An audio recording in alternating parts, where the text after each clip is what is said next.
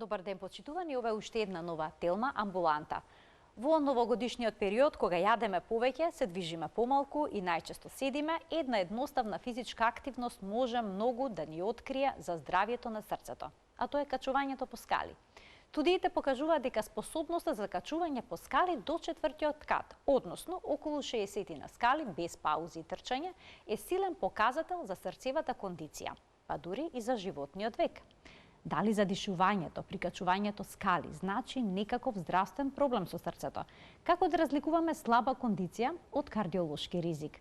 Дали скалите може да бидат нашата редовна физичка активност? Денеска во Телма амбуланта на оваа тема зборуваме со доктор Александар Митов, магистар по јавно здравје. Останете на Телма, а вклучите се при крајот на емисијата со некое прашање.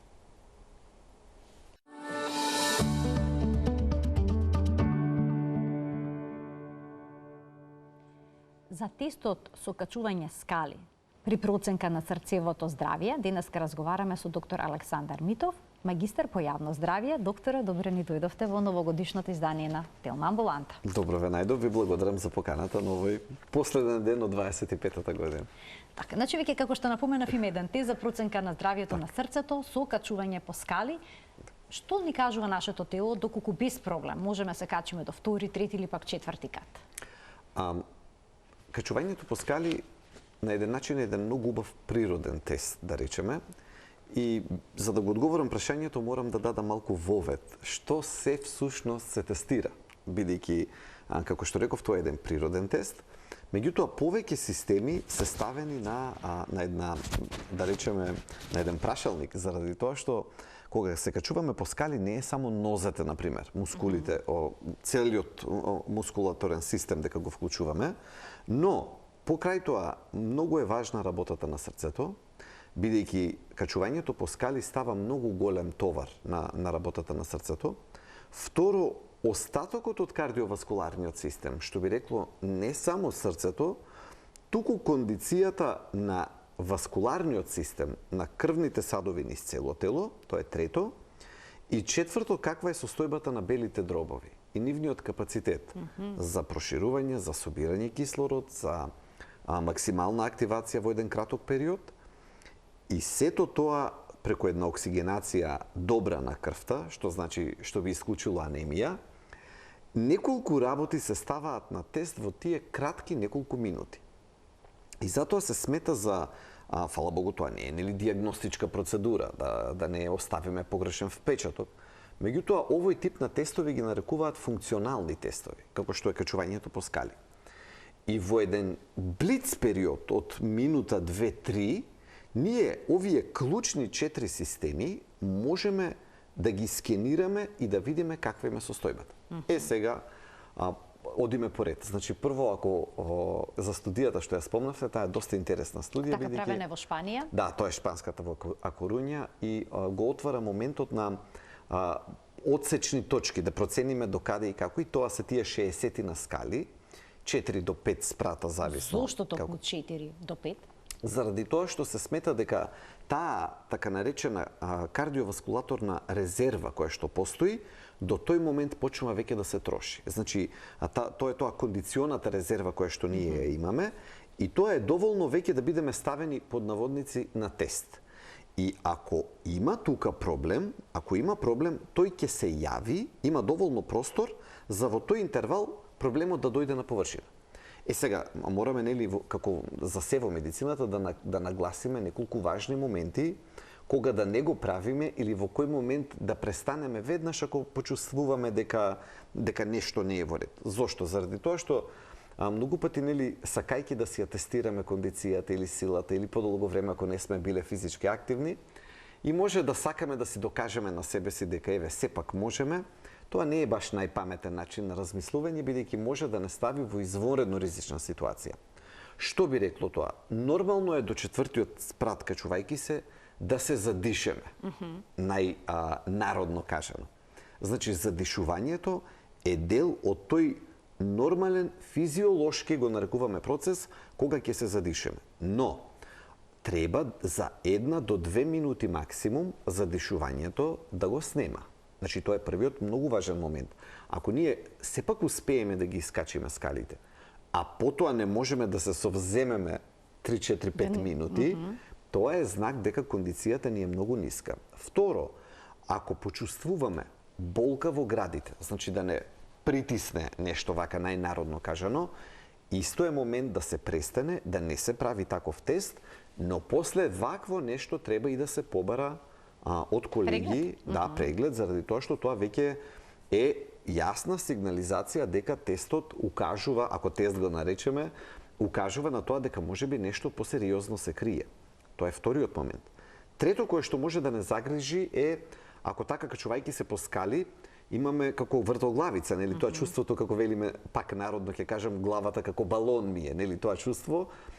Тоа е доста сериозен знак дека може да има инсуфициенција или недоволно прокрвеност на главата и тогаш состојбата на каротидните крвни садови исто така се доведува во прашање и протокот низ нив. Значи, иако станува збор за навидом многу прост, многу едноставен тест, како што е качување по скали 4 спрата, сепак може, ако го изведеме добро, се тука треба да го одговориме и прашањето за колку време. Така, доколку срцето ни е здраво, за колку време треба да ги искачиме тие 4 спрата? Тие 4 спрата би требало во 1 минута да можеме да ги искачиме без проблем. Тоа е веќе знак дека сме одлични. Помеѓу минута и пол е знак дека сме добри, значи дека проаѓаме, ама со тројка, четврка да речеме, и над минута и пол, што би рекло дека веќе имаме потреба, значи да застанеме и да направиме пауза, укажува на тоа дека под А или имаме многу слаба кондиција, односно дека сме се улежале, или под Б дека некој од овие системи што ги спомнав, дали срце, дали крв од аспект на анемија, дали целокупниот кардиоваскуларен систем или белите дробови, работат наедноставно кажано со некој намален капацитет. Не можеме да преюдицираме болест, се разбира само врз база на вакво едноставно тестирање, меѓутоа е нешто кое што треба многу краток период. Аларма, да не загрижи. Минута до 2. Значи во минута до 2, ако сакаме денес да си го тестираме здравјето сега баш на ден Нова година, така да добиеме една информација, тоа е тоа да земеме да испешачиме. По скали. По скали. Многу е важно да нагласам за да не брзаме. Значи тоа е првиот момент сега веќе ако го даваме советот луѓе да го направат. Како да се качуваме по скалите, тоа е следното. Ако веќе ја немаме таа кондиција, значи односно ако досега исклучиво лифтот не бил превозното средство, макар и до први спрат, нели, без разлика како први, втори, трети, четврти или погоре, прво нешто е да не пробуваме да си докажеме себе, па ајде сега да ја постигнам таа минута што ја слушнав, да ги истрчаме. Значи тоа првиот совет е не. Треба да оставиме најприродно, колку можеме, по нам погодно темпо, да се качуваме, да прифатиме дека ќе се задишеме, до четврти спрат никому не му е едноставно, освен ако не станува збор за атлетски, навистина подготвен човек, со многу добра кондиција, сите останати ќе почувствуваат задишување, но ако не треба да брзаме, прво, второ, ако не се појави потреба да паузираме и да паузираме, или ако не се појави потреба и целосно да престанеме, да престанеме. Значи не е момент сега во овие денови, сега баш да земеме да се докажуваме на себе дека сме здрави, туку напротив, треба да си го поставиме прашањето, ајде да видам дали и до каде и колку можам. Темпото треба да биде, нели, велиме така и секогаш кога им препорачувам на луѓе да пешачат, задишувањето да е до степен да може човек да каже реченица, значи да зборува, но да не може да пее, бидејќи диафрагмата да не може да издржи како да запееме. Значи тоа е тој тест кога некаде треба да пресечеме. Значи после четвртиот кат да се прозбори, но да можеме само реченици без да можеме да пееме. Да, значи тоа е тој момент. Овој навидом едноставен тест сега веќе можеме во медицината да влеземе и да ги разложиме сите аспекти, бидејќи тука сега се кријат повеќе работи. Иако навидом може да делува нели многу едноставно и навистина е едноставно да се искачиме по скалите, меѓутоа тука некои димензии на здравјето се поставуваат под знак прашалник. Првата димензија би рекол е метаболната димензија. Значи тоа е колку ни е добро метаболното здравје. Тоа би рекло главно таргетирам тука на инсулинската резистенција. Значи на моментот колку нашето тело правилно го користи шеќерот, колку мускулите знаат добро да го искористат, колку инсулинот откако ќе биде пуштен во крвта предизвикува реакција или не, или истата дали е задоцната или е сосема намалена. Односно, сето тоа спаѓа во доменот на така нареченото метаболно здравје. Скалите се добри, бидејќи ние, ако ја створиме навиката да се качуваме по скали тие 5 минути во денот, не мора одеднаш да бидат сите, макар да бидат и 5 пати по 1 минута, сепак има кумулативен позитивен ефект, одошто да го користиме 5 пати во денот лифтот. Значи, еве го првиот момент на метаболното здравје. Значи, ако тестот слабо го поднесуваме или ако сакаме обратно да си помогнеме на метаболното здравје, првата работа е таа која што треба да ја направиме е да се качуваме по скали. Така. Да. Продолжете тај. Тоа е тој момент на метаболното здравје кој што сакам да го нагласам. Вториот момент е кардиоваскуларниот систем. Оти не е само срцето, моќта на испумпување или ударниот волумен, како што велиме во медицината. Тие се термини кои што укажуваат на тоа во каква кондиција е самото срце како орган. Меѓутоа, зборувам за кардиоваскуларен систем. Не велам само срцето, туку велам и крвните садови од околу. Зошто крвните садови? Крвните садови ние честопати, знаете, како тие се тие кои што ние многу пати ги игнорираме. Например, можеме да прифатиме дека панкреасот е орган, можеме да прифатиме дека црниот дроб е орган, можеме да прифатиме дека срцето е орган. Но тие црева или цевки, или како да ги наречеме артериите и вените, во очи на општата јавност може да делуваат наводно едноставно и просто и дека немаат кој знае каква улога, освен да ја спроведуваат крвта. Но тоа е многу неточен одговор на прашањето која е функцијата на крвните садови. Главната функција на крвните садови, посебно на артериите, сега зборувам како на основниот столб на кардиоваскуларниот систем, тие не попусто во својот зид имаат мускулатура, значи имаат мускули. Зошто? Бидејќи треба да го имаат капацитетот да се стеснат и да се отворат, да го менуваат својот волумен или фи, ако треба инженерски да се изразиме. Математички. Значи, не е артеријата просто црево. Тоа е орган, тоа е крвен сад кој што треба да се шири и да се стеснува по потреба. За да може таа функција да ја прави артеријата, клучот за тоа е тој еднослоен, велиме медицински, клеточен ѕид, од највнатрешната страна на артериите има еднослојна структура од клетки. Тоа е ендотелот, медицински кажано. Не го кажувам ова за да покажеме колку знаеме медицина, туку напротив да го објасниме зошто е тоа толку важно. Тој ендотел, тоа плочки, како да речеме во бањата, во купатилото, во тоалетот, тоа се плочките кои што се налепени. Тоа е ендотел внатрешниот слој всушност на крвните садови. И он е навиду многу тенок и многу едноставен, но нема декоративна улога како плочките, туку има функционална улога. Која е неговата функционална улога? Односно, има одредена функција. Ендотелот или највнатрешниот слој на артериите е главното место каде што се создава азотниот оксид, НО, или тоа е молекулата за која што беше доделена во 90-тите години Нобелова награда.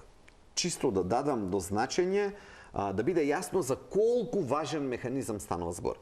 Кога ќе се ослободи азотниот оксид само во ендотелот, не се ослободува на друго место, тој оди внатре кон мускулатурата на артериите и помага во тоа да се менува нивниот тонус, односно да се стегаат и да се шираат. Иако тоа вака да делува од страна можеби едноставно, тоа е многу значително бидејќи тоа може да биде разликата помеѓу тоа дали еден човек има покачен крвен притисок или не. Кога ќе дојде волуменот, ако крвните садови го имаат капацитетот да се прошират, тие ќе го примат ударот на покачениот волумен и крвниот притисок ќе се нормализира. Ама сега доаѓаме до клучот фактички до тој ендотелен слој внатре, ако тој е оштетен од хронично воспаление, нездрава храна, многу седење, цигари, алкохол, сите тие материи, присуство на слободни радикали, немање доволно антиоксиданси, сето тоа прави овој ендотелен слој да биде во состојба на лесно воспаление, бидејќи тие се тие плочки кои што цело време се во контакт со крвта. И ако ние однадвор внесуваме материи кои што се штетни, тие се првите кои што страдаат, бидејќи цело време крвта проаѓа токму покрај нив. И ако се носат лоши материи, слободни радикали, белјаджи кои што ги внесуваме на разноразни, па и загадувањето, фрошем и пием частичките, исто така и исто удираат на нив, исто удираат на нив. И микропластиката. И микропластиката знае да ги иритира. И кога тие ќе бидат иритирани или во состојба на таква хронична инфламација, не можат да ја вршат својата улога на ослободување на азотниот оксид. Кога не го прават тоа, крвните садови стануваат крути, од црева вакви подвижни кои што можат да се живи, да се стегаат, да се шираат, да се виткат, стануваат крути, тврди, дури тогаш почнува холестеролот да се напластува во нив. Оти ние знаеме само да го следиме честопати нивото на холестерол, мислејќи дека покачен, тој е главниот виновник за проблемот. Да, меѓутоа мора да има воспалителен процес и ваков проблем, за тој да се наталош. Имено, тој го има секундарниот капацитет. Ние не ја намалуваме неговата улога во цело ова создавање. Го објаснувам процесот на атеросклероза. Преубаво го објаснувате. Да, тоа е процесот на атеросклероза.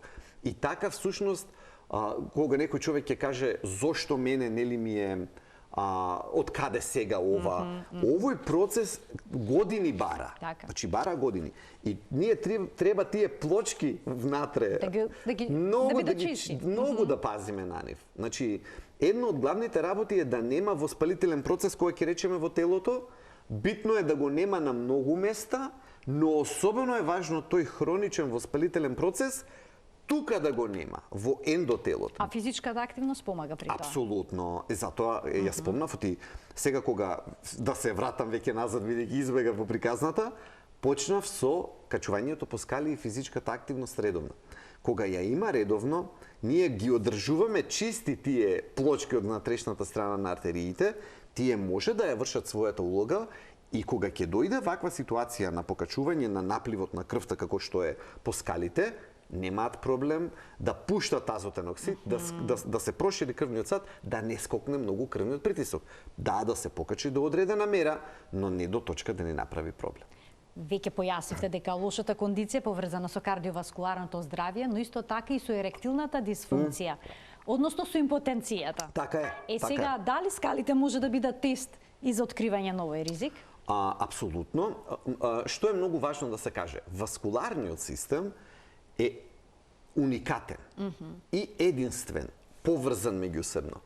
Сакам да речам, не може да биде запушена каротидата, народно, кажувам намерно да не користам медицинска тешка терминологија, не можеме ние да имаме плаки овде, во вратните артерии, а да ги немаме истите и кај срцето.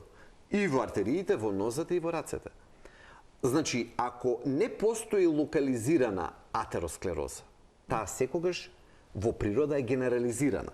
Односно, ако се појавува некаде, се појавува секаде.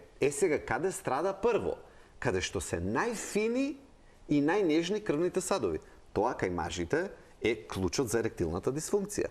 Бидејќи таму се најнежните крвни садови кои што треба да го обскрбат органот со крв доволно. Меѓутоа, кога почнал процесот на атеросклероза, тој прво ги зафаќа најситните, не дека само тие се, туку почнувајќи генерализирано, ние таму прво ќе приметиме. Или тоа е како што е старата терминологија, канаринецот во како се викаше, канаринецот во јамите за рудник. Од старата традиција во Америка, за да носат со себе канаринец кога се симнуваат долу, па ако престане да пее, значи отишло нивото на токсични гасови високо и веднаш излегуваат. Тоа е таа порака која што сака да каже дека еректилната дисфункција е знак и ние, ако не можеме овој тест за качување по скали да го поминеме, голема е веројатноста дека еден од првите знаци кои што ни се јавил патем е и еректилната дисфункција кај мажи. Бидејќи тие или наскоро ќе се јави. Ако не можеме да се качуваме по скали. Значи ќе има сигурно проблем со потенцијата кај мажи. Апсолутно, апсолутно. Тие се многу поврзани, тука станува збор за проста механичка функција. Ако не може да дојде доволно крв, заради намалено здравје на васкуларниот систем генерално или конкретно на фините крвни садови, тогаш еректилната дисфункција ќе се појави. А што е со лицата кои што преживеале срцев удар или пак имале некаква операција на срцето? Дали тие смеат да се качуваат по скали? Тоа е многу убаво прашање. Се што е после, дали е оперативен зафат, дали е стентирање, дали е инфаркт, народно кажано, е знак дека треба особено да се биде внимателен. Тука се зависи од тоа колкав бил степенот на нарушувањето кога се случило, колкав бил инцидентот или зафатеноста, доколку дошло до зафаќање на самото ткиво, конкретно од срцевиот мускул. Тука советот пред се е дека на почетокот треба еден период на релаксираност, на одмарање, кој што може да земе од 1 до неколку недели. Значи, тоа е, зборувам генерализирано, иако за ваква ситуација апсолутно човек кој што има пројдено на истакво нешто, обврзно е да се консултира со својот кардиолог. Тоа морам да го нагласам, бидејќи да не земе некој општ совет па да го примени во таква конкретна специфична ситуација, да не направиме проблем. Значи, тоа мора лично за секој пациент конкретно неговиот кардиолог да го даде, но јас ќе зборувам тоа што е општо прифатено. Недела до 1 до неколку недели е моментот на релаксација и после тоа се започнува со физичка активност од низок степен. Пешачење порамно. Значи пешачење порамно. Доколку се утврди дека здравјето на срцевиот мускул е ненарушено и дека кондицијата постепено се враќа, можеме во еден момент и да се вратиме па дури и на качување до скали, меѓутоа тоа е нешто кое што бара поголема внимателност и не да биде првата физичка активност после таков инцидент. Главниот момент е тука прво телото да го навикнеме на одење порамно. Одењето порамно, вака наједноставно кажано, за жал е многу поценето кај нас како важен аспект за одржување на здравјето. Например, луѓе со многу голема телесна тежина, со ваков тип на кардиоваскуларни проблеми, со значително покачен крвен притисок, одењето порамно е златниот стандард. Е единствената безбедна физичка активност која што тие може да ја прават и апсолутно треба да ја прават. Значи, затоа велиме, треба убаво да се прави разликата, бидејќи не е за 2 пати, за 3 пати потешка физичка активност качувањето по скали во однос на одењето порамно. Туку многукратно потешка. Значи треба да и се свати сериозноста на таа активност како што е качувањето по скали. Од друга страна пак ја прави за идеална физичка активност за помлади луѓе, за здрави луѓе. Бидејќи ако нели на почетокот на новата година си кажуваме цели, си кажуваме планови што да направиме, ако ја немаме навиката да се качуваме по скали, наједноставна, најпроста, мала, но изворедно силна физичка активност, промена во навиките, која што може осетно да ни го подобри здравјето. Простото качување по скали. Значи тоа да ни биде предизвикот. Тоа да ни биде новогодишниот предизвик. Затоа што правиме планови, ќе почнеме во фитнес центри, да одиме вака, ќе вежбаме онака, да бидеме реални. Да бидеме почнеме да се качуваме по скали. Јануари е месецот кога е најгужва во теретаните, токму од таа причина и потоа февруари е најпразниот месец. Меѓутоа, да бидеме реални, како што кажавте, ние да успееме конзистентно од здравјето зависи од овие мали навики, но репетитивни, односно такви кои што се повторуваат секој ден. Колку пати дневно да се качуваме, доколку сакаме тоа да биде препорачлива таа редовна наша физичка активност? 4 до 5 пати, до 5 спрат, мораме да сме попрецизни, е нешто кое што нема да ни го наруши, ни оддалеко нема да ни го наруши здравјето. Одеднаш. Да се качиме и да се симаме или неколку пати во текот на денот? Не. од неколку пати во текот на денот е сосема доволно. Значи немаме потреба, тоа е веќе сериозна активност. Ние да земеме неколку 5 пати поред надолу, тоа е многу голема физичка активност. И секако дека не ја препорачувам на луѓе кои што почнуваат од нула. Односно, нели, како што велиме, сме се улежале, имало еден период 5, 10, 15, 20 години на немање физичка активност, не ни е паметно ние сега да тргнеме нагоре по скали. Доволно е да денеска 5 пати да се качиме до тој втор, трет, четврти, петти спрат каде што живееме. Или да си ја процениме силата до таму до кај што ние. Ако видиме дека 2 спрата без проблем можеме да ги качуваме за старт, нема проблем. Да испешачиме до втори спрат, па од втори ќе земеме лифт нагоре. Ако треба, ако живееме повисоко или ако ни треба. Но ако ја создадеме навиката на качување по скали, има тука и квантификации за 20% подобрување на кондиција во рок од неколку месеци. Да не навлегувам во тие бројки. Немерливо е подобрувањето на здравието, бидејќи може животот да ни го спаси. До толку е големо, нели, ние можеме да квантифицираме, но во основа можеме да кажеме дека од еден инцидент под наводници да не спаси, може чудо да ни направи. Може, го има. Делот го намалува за 20% ризикот од кардиоваскуларни болести? Апсолутно. И го продолжува животниот век. И тоа е многу голем процент. Значи, само со качување на 50 на скали. Толку. Значи, толку. И тоа нели како што рековме може да бидат одеднаш, ама може и на 2 пати поделени или било како да биде организирано, но без да навлегуваме во квантификација, да почнеме да ги користиме скалите толку колку што можеме, да ја поедноставиме новогодишната одлука за тоа што можеме да направиме, здравието осетливо веќе во февруари што се вели, задишувањето веќе ќе го нема и ќе приметиме подобрување. Ќе ги вклучиме гледачите, почитувани од овој момент можете да поставите прашање.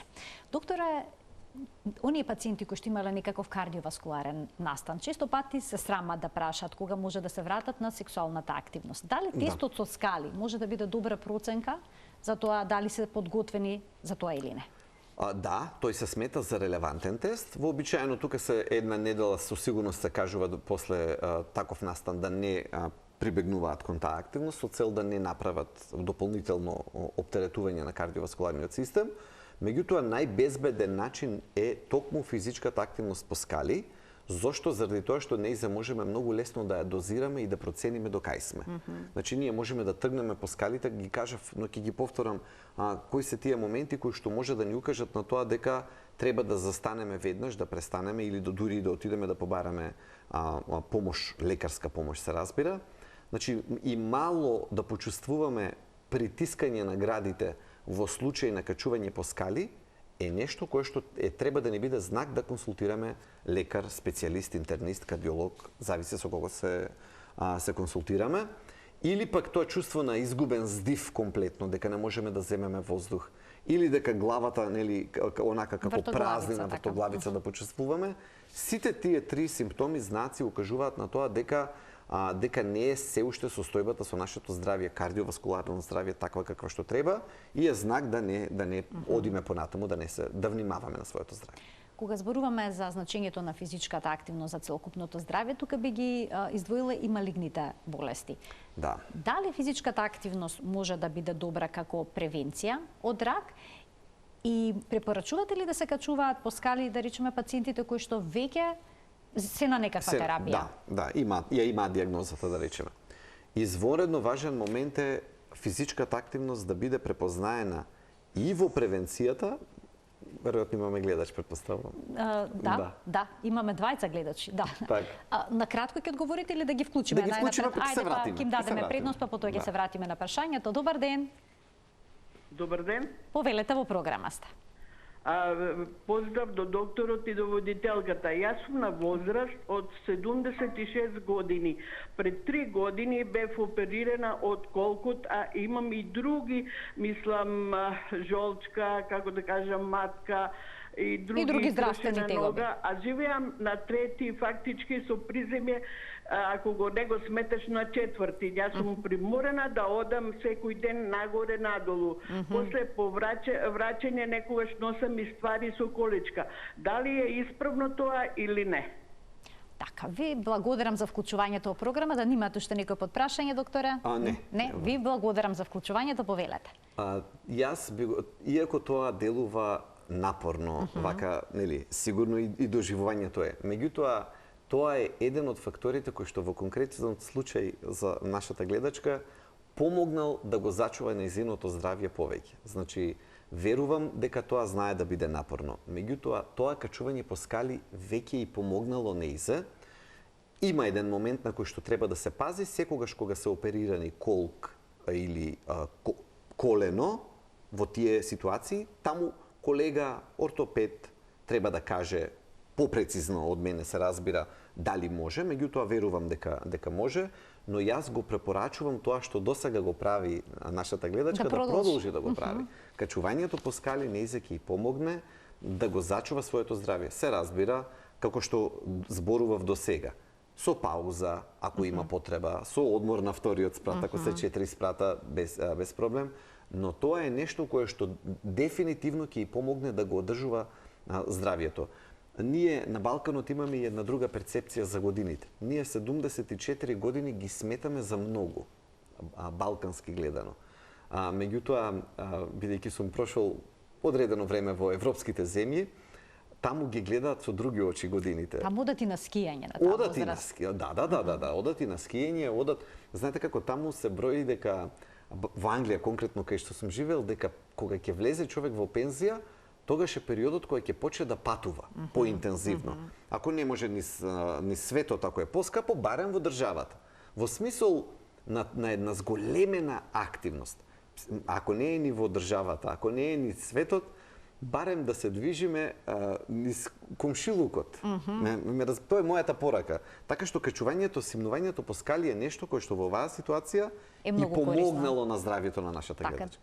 До соседот да се појде на кафе по скали наместо да се користи лифтот. А плюс социјалната димензија, да не ја збориме колку таа е важна во зачувување на здравјето на тие години. Уште еден гледач ке вклучиме. Добар ден. Ало, добар ден. Во програма сте. Повелете. Поздрав до целата екипа на телевизија Телма, посебен поздрав за докторот Александар, кој е навистина многу стручен и многу убаво народњачки објаснува. Јас имам 65 години, пред 5 години сум оперирана од каротидата. Меѓутоа на самата операција, докторот знае, имам доживеано мал удар, за среќа без последици. Меѓутоа си пијам таблети, нели, за циркулација, за притисок. Последните 6 месеци мене нозете наутро ме будат како да ми се во мраз ставени и многу често ме фаќа тахикардија. Дали е без разлика во кој период од денот, а посебно кога ќе јадам. Така, пословби. Да посакам среќна нова година, ви благодарам и уште поуспешни да бидете. Ви посакувам среќна нова година и вам и се најубаво во предстојната година.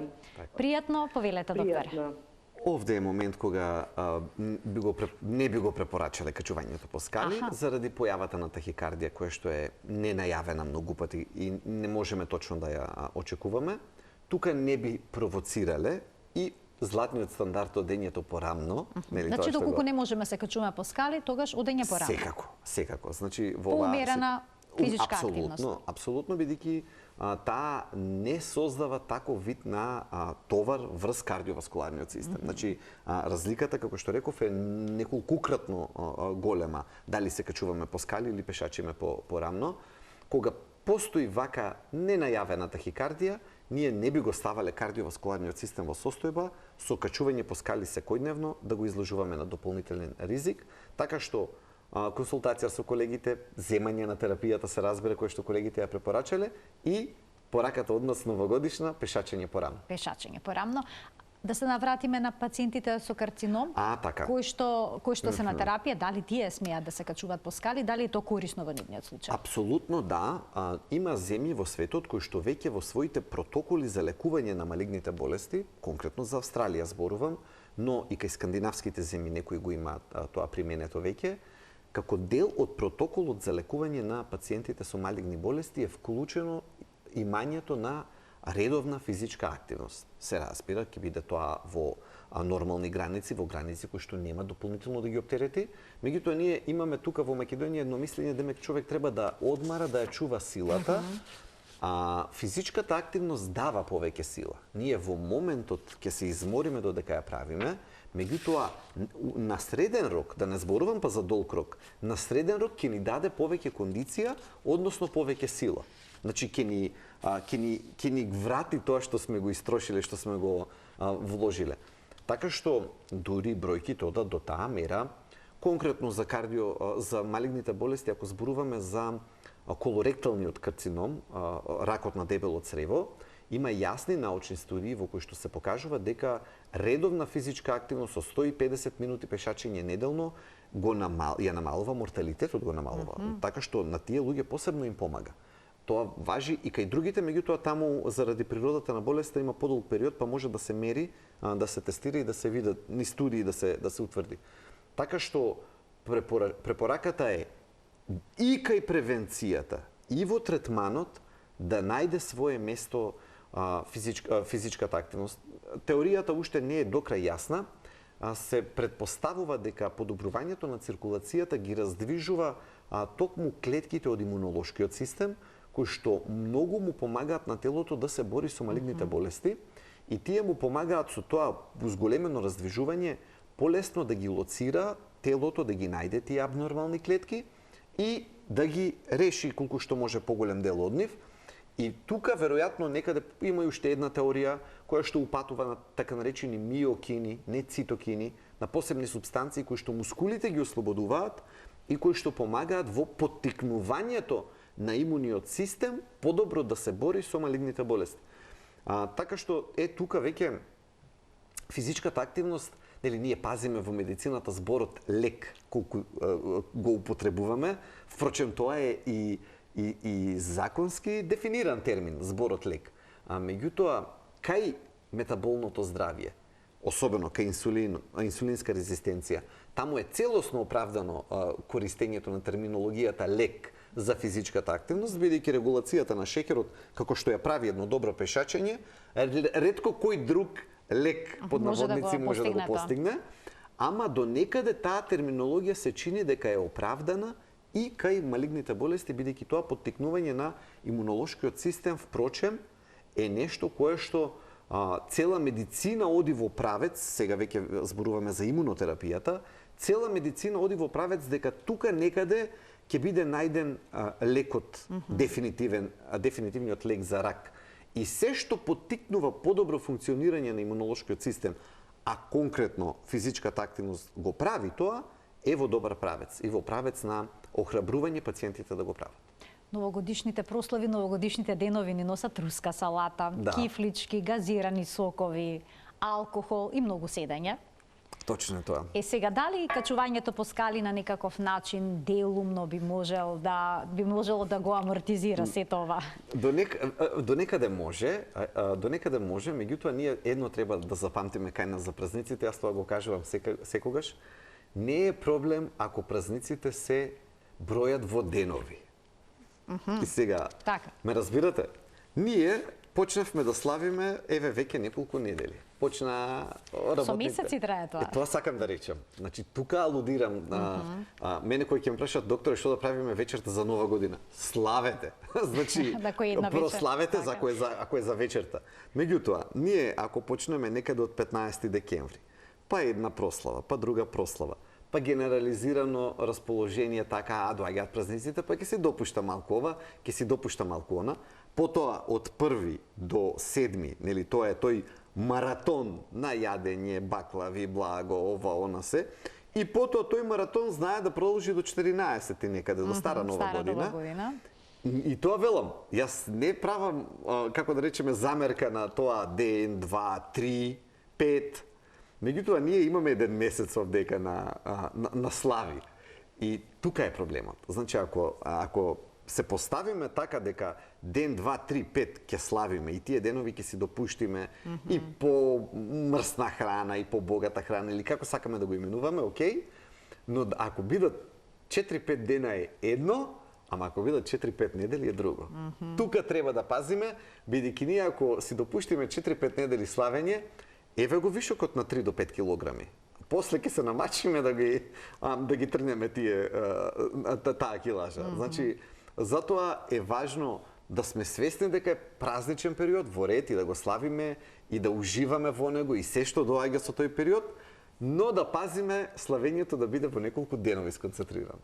И сосема на крај еден предизвик за гледачите кој што е поврзан со качувањето скали. Ништо повеќе освен да почнат што помалку да го користат, ако живеат во зграда, да престанат да го користат лифтот, освен ако не знам сега 8-9 испратили така нешто, тогаш до пола со лифт, другата половина по скали. Тоа да го направат, ќе направат чудо во 26-та година за своето здравје. Толку. Докторе, ви благодарам многу за вашето денешно гостување во Телма амбуланта, за корисните совети што им ги упативте на гледачите на пред почетокот на новата година и ви посакувам се најубаво во 2026. И вам и на нашите гледачи среќна нова 26-та, посакувам се најдобро, здравје пред се. Почитувани, среќна нова 2026 и многу здравје. Пријатно.